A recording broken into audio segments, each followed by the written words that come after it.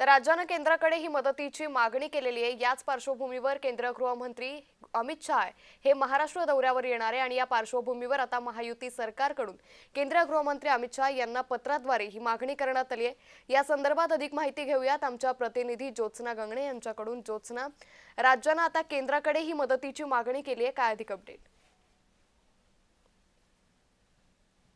अंकिता, अगदी बरोबर आहे। आपण बघतोय की महाराष्ट्रामध्ये गेल्या काही दिवसांपासून परतीचा पाऊस जो आहे त्या पावसाने इतका हाहाकार माजवला आहे की जवळपास 70 लाख एकर शेत जे आहे ते पाण्याच्या खाली गेलेलं आहे। अनेक शेतीचं नुकसान जे आहे ते गेलेलं आहे। लोकांची घरं जी आहेत ती पाण्याखाली गेलेली आहे आणि मोठ्या प्रमाणात शेतीचं आणि लोकांचं नुकसान झालेलं आहे। इतकंच नव्हे तर अनेक जनावरं जी आहेत ती सुद्धा वाहून गेलेली आहेत। त्यामुळे एकूणच शेतकरी बांधव जो आहे तो फार दुःखी आहे, कष्टी आहे सध्याच्या परिस्थितीला। अशामध्ये मुख्यमंत्री देवेंद्र फडणवीस, त्याचबरोबर दोन्ही उपमुख्यमंत्री अजित पवार आणि एकनाथ शिंदे यांनी महाराष्ट्राचा दौरा केला। खास करून जिथे पूरग्रस्त परिस्थिती आहे त्या ठिकाणी दौरा केला आणि शेताची जी परिस्थिती पाहिली आहे निश्चित ज्योत्स्ना, मात्र केंद्रीय गृहमंत्री अमित शहा हे महाराष्ट्र दौऱ्यावर येत आहेत। खरं तर त्यांच्या या दौऱ्याकडे संपूर्ण महाराष्ट्राचं लक्ष लागलंय।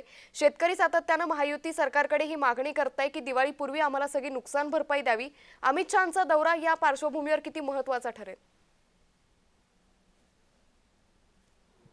अंकिता, अगदी बरोबर आहे। केंद्रीय गृहमंत्री अमित शहा हे मुंबई दौऱ्यावरती येत आहेत। ज्या ठिकाणी ओला दुष्काळ किंवा ज्या ठिकाणी पूरग्रस्त परिस्थिती आहे त्या दौऱ्यासाठी अमित शहा येत नाही आहेत। तर अमित शहा जे आहेत ते मुंबईमध्ये एका खाजगी कार्यक्रमासाठी येत आहेत। मात्र याच खाजगी कार्यक्रमाच्या दरम्यान जे आहे ते केंद्रीय गृहमंत्री अमित शहा आणि त्याचबरोबर राज्याचे मुख्यमंत्री देवेंद्र फडणवीस यांच्यामध्ये एक महत्त्वपूर्ण बैठक होणार आहे आणि या बैठकीमध्ये राज्याची जी पूरग्रस्त परिस्थिती आहे आणि एकूणच शेतीचं जे काही नुकसान झालेलं आहे याबाबतचं सर्व केलेली पाहणीचा आढावा आणि त्याची रिपोर्ट जी आहे ती राज्याचे मुख्यमंत्री देवेंद्र फडणवीस अमित शहा यांना देणार आहेत। आणि या दोघांच्या बैठकीनंतरच, म्हणजे केंद्रीय गृहमंत्री अमित शहा आणि राज्याचे मुख्यमंत्री देवेंद्र फडणवीस यांच्या बैठकीनंतरच जे आहे ते एकूण पूरग्रस्तमध्ये किती शेतीचं नुकसान झालेलं आहे, किती शेतमालाचं नुकसान झालेलं आहे, किती जनावरं वाहून गेलेली आहेत, लोकांची किती घराचं नुकसान झालेलं आहे, या संदर्भातला रिपोर्ट जो आहे तो सादर केला जाईल केंद्रीय गृहमंत्री अमित शहा यांच्यासमोर।